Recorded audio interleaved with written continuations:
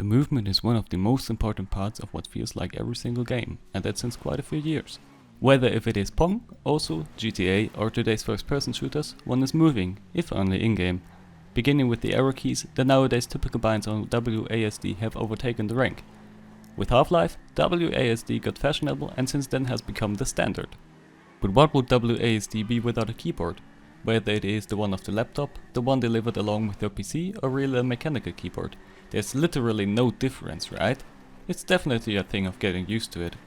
The ZOWIE Celeritas II looks usual, but there's more behind than one might think.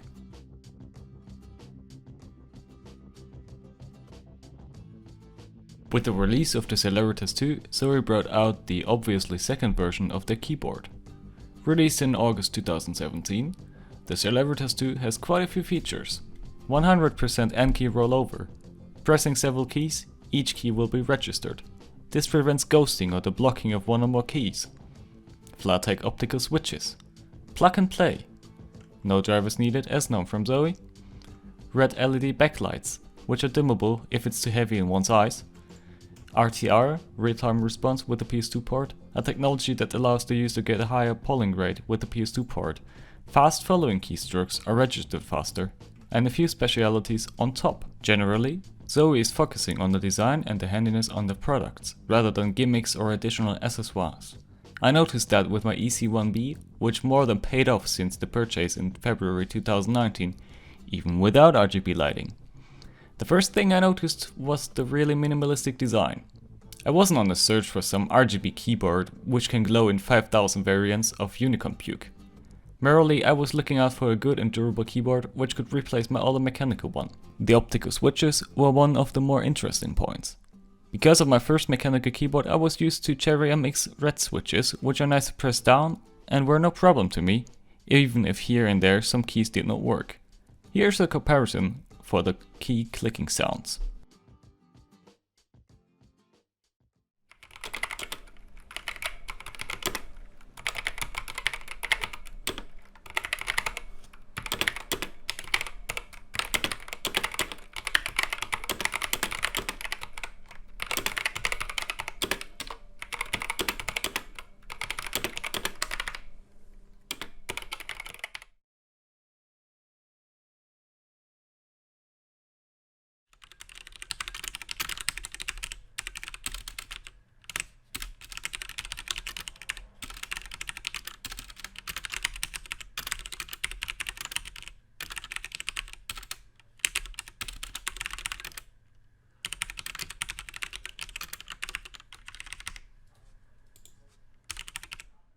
The optical switches don't look different to the form of the Cherry MX Red, meaning that I could take some keys off my old keyboard and put them on the Celeritas II if I would prefer a different set of keycaps, for example. Of course, one has to look on which layout the keyboard has.